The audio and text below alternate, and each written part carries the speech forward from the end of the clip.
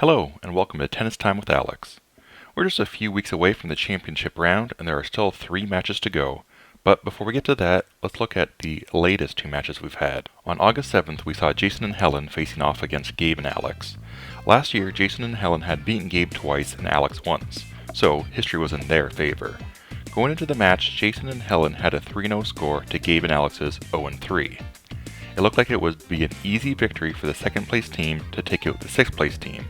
So imagine my surprise finding out the match was an even 5-5. I was further surprised to witness them hit 7-7 and enter a tiebreak. Helen and Jason have been in only one tiebreak, which occurred last year against Matt and Manny. Unfortunately for them, they didn't really play it with the correct rules. So how should a tiebreak occur? You'll start with a player serving from the deuce court, then an opposing player will serve from the ad court and then the deuce court. This pattern will go back and forth until the tiebreak is complete. Every 6 points, the team will change sides. The tiebreak ends when a team wins 7 points, 2 ahead of their opponent. So the match can end at 7-5, 7-4, yada yada yada, or it can go beyond 7 and go forever.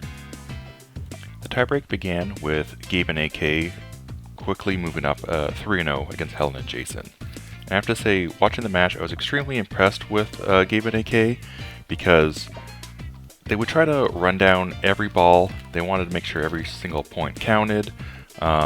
There weren't too many situations with AK particularly trying to hit it out of the air.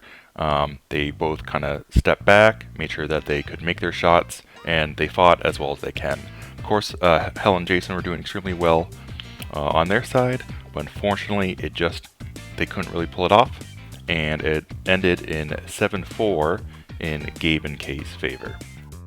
With this victory, it propels Gabe and AK out of the gutter with a 1-3 score. Jason and Helen are given their first loss of the year, falling to 3-1.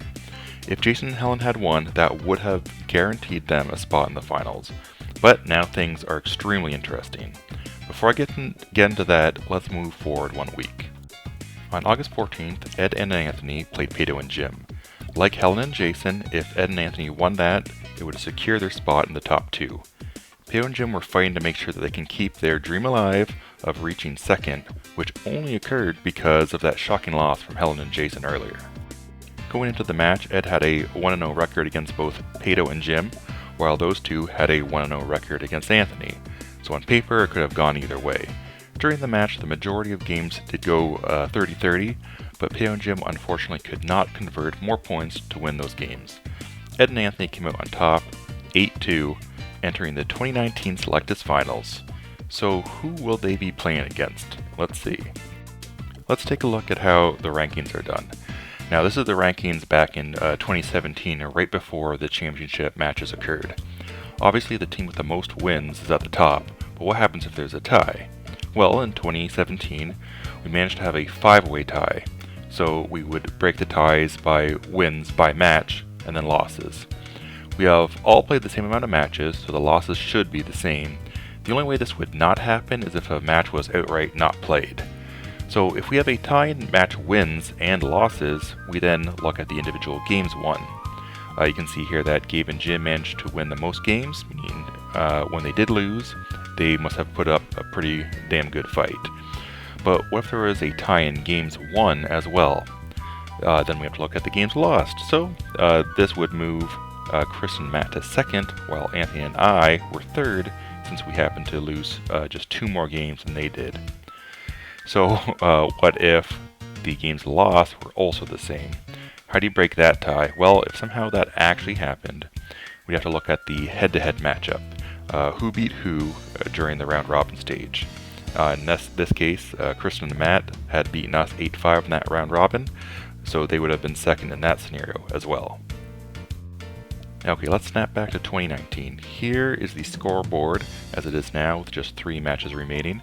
So how will it turn out? The remaining matches are Ed and Anthony versus Jason and Helen, myself and Aaron versus Dave and Kristen, and finally Gabe and AK versus Pato and Jim.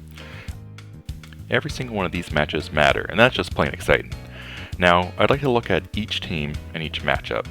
First, Ed and Anthony versus Jason and Helen. And actually, Ed and Anthony can freely lose 0-8 if they really wanted to. They honestly have nothing really riding on this match. They're already in the top 2 and they can't drop out of it. If they win, Ed does get to keep his 100% win rate, and if they lose, they do drop to 4-1, but Jason and Helen will also be 4-1. Now, Jason and Helen have a bit more riding on this match. If they win the match, they'll be playing in that championship match against Ed and Anthony. They ended up 3rd last year, and I'm sure a 1st place would be just icing on the cake. But what happens if they lose? Well, if they lose, there's still a likely chance that they end in 2nd. They'll have a 3-2 score, and the only other team that can match that is Aaron and myself. If Aaron and I win our match, we'll have 34 wins, meaning if Helen and Jason lose, but they win 4 games, they'll end with 35 games won overall to our 34, and they will finish in 2nd place. Speaking of Aaron and myself, so we're playing Dave and Kristen. So you already know that a victory here can give Aaron and I a possible 2nd place, but even if we do win, we need to make sure we don't lose more than 2 games. In a case where we are tied with Jason and Helen at 35 games won, that tiebreak will come down to the losses. If Helen and Jason lose their match, they'll have 28 games lost overall, so Aaron and I need to stay under that. But what if Aaron and I lose? Well, we can drop down as far as 5th place. Can't actually get 6th. 5th is the bottom. Dave and Kristen will be 2 and 3, just like us in that scenario, but one of the bottom 2 teams will also end up 2 and 3, and it would be a 3-way tie for 3rd. To end 3rd, Dave and Kristen will have to beat Aaron and I by 4 games. If the match ends 8-4 in their favor, for example, we will both end 30 wins and 34 losses. And that tie will obviously be broken by our head-to-head, which is the match we would have just played, so they would be above us. If they do lose, they'll end up in either 5th or 6th place, so it's a tough one for them. Finally, we have Gabe and AK versus Jim and Pato. Either of these teams can end up 4th, but it'll be tough because it'll be based on other things. For example, they'll actually need Dave and Kristen to beat Aaron and I. Gabe and AK will also need Aaron and I to not win more than 2 games if we lose that, whereas Pato and Jim will need us to not win any more than 1 game. So it's still very possible, just a tough outcome. Whoever loses this match will most likely end up 6th, but a 5th is possible. Obviously that's still the bottom 2, so they would be playing for 5th in the championship round. And that's about it. I'm pretty happy how this year's turning out. Last year it seemed pretty straightforward, and like one team got 6-0, the next 5-1, 4-2, so on and so forth. But it's pretty exciting when each match has a reason, has a point, and actually matters. Right here, right before the championship round. Obviously, the only team who doesn't really care is Ed and Anthony, but they deserve it. They put in the work. They got to where they are right now, so kudos to them. But for the other 5 teams, we have some work ahead of us. So I wish everyone luck, and I will see you on the court.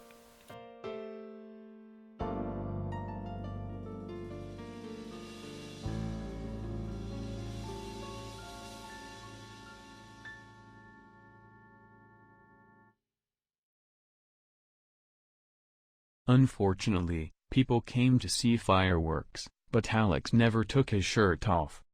Much to the excrement was reserved for Helen, who performed a series of power change-ups with her serves.